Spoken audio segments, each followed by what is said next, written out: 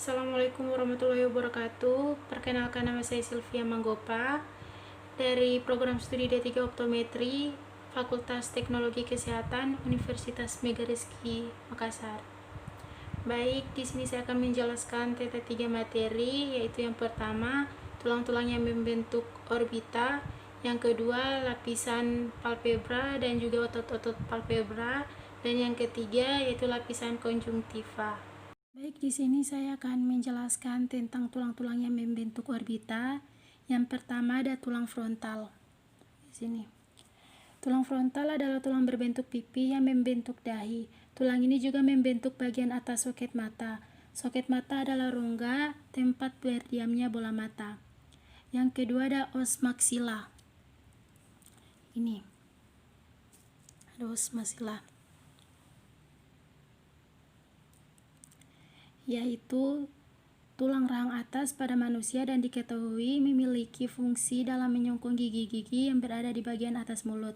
Selanjutnya, rahang atas juga diketahui berfungsi dalam menjaga bentuk tulang hidung tetap ideal.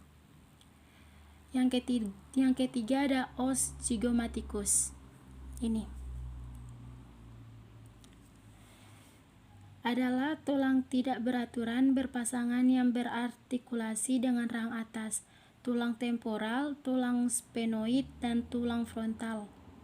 Itu terletak di bagian atas dan lateral wajah dan membentuk keunggulan pipi, bagian dari dinding lateral dan dasar orbit, dan bagian dari fossa temporal dan fossa infratemporal. Selanjutnya ada os sphenoidalis. Ini.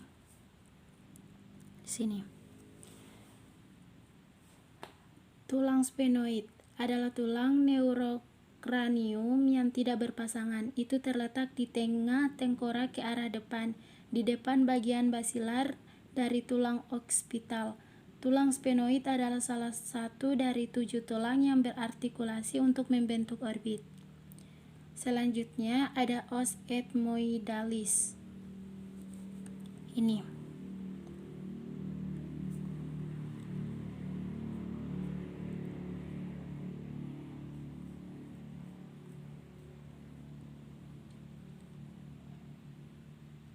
Yaitu tulang tapis atau tulang ethmoid, merupakan bagian dari tulang tengkorak yang terletak di depan tulang baji, tepatnya di antara mata. Tulang ini memiliki ukuran yang kecil, bentuknya pipi dan tidak lebar. Tulang ini juga merupakan pembentuk dari struktur rongga hidung. Selanjutnya ada os lacrimalis. Ini.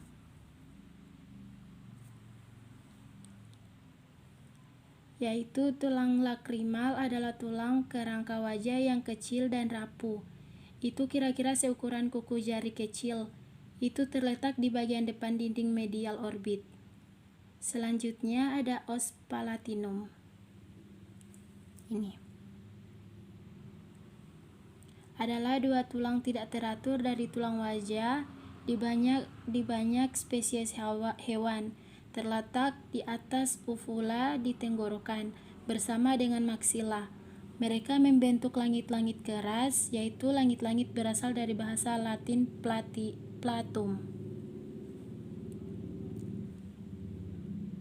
Selanjutnya yang kedua adalah lapisan palpebra dan juga otot-otot yang ada di palpebra.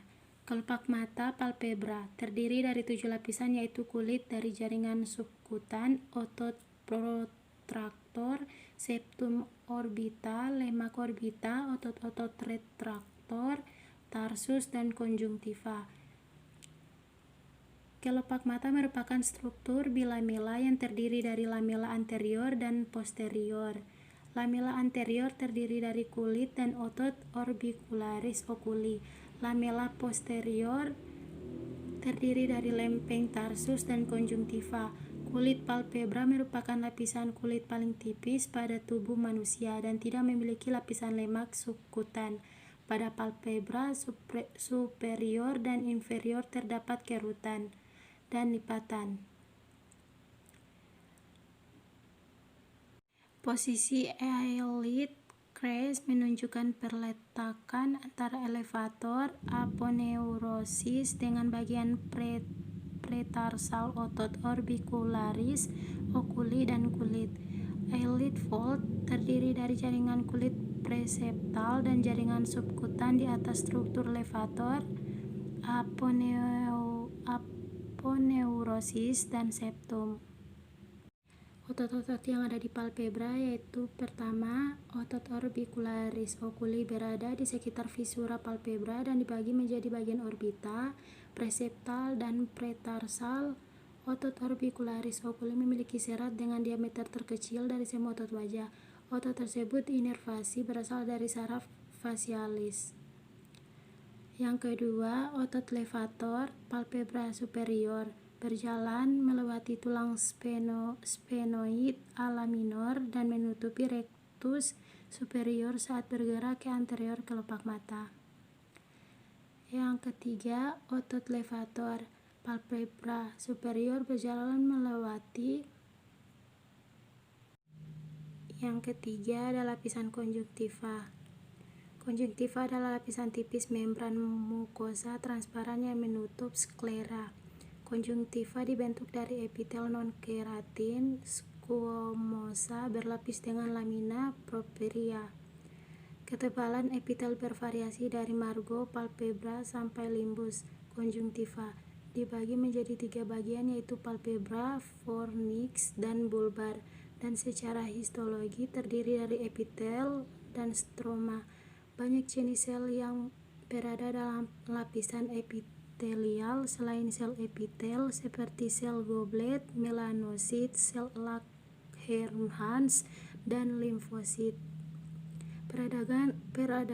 Peradangan pada konjungtiva paling sering disebabkan oleh infeksi virus. Penyebab lain tersering konjungtivitis adalah infeksi bakteri dan alergi. Konjungtivitis juga dapat diklarifikasikan berdasarkan durasi gejala menjadi konjungtivitis akut selama 4 minggu dan konjungtivitis kronis selama 4 minggu. Konjungtivitis merupakan penyebab dari diagnosis konjungtivitis dapat ditegakkan melalui gejala klinis. Pada kasus-kasus tertentu, pemeriksaan penunjangan seperti laboratorium darah, sitologi, dan kultur dapat membantu mencari kuman penyebab konjungtivitis. Penatalaksanaan konjungtivitis meliputi tindakan suportif seperti kompres dingin, irigasi mata, tetes air mata buatan, vasokonstriktor, antihistamin, dan serta pemberian tetes mata antibiotik untuk kasus-kasus tertentu. Sekian penjelasannya. Lebih dan kurangnya saya mohon maaf. Wabillahi taufik wal hidayah. Assalamualaikum warahmatullahi wabarakatuh.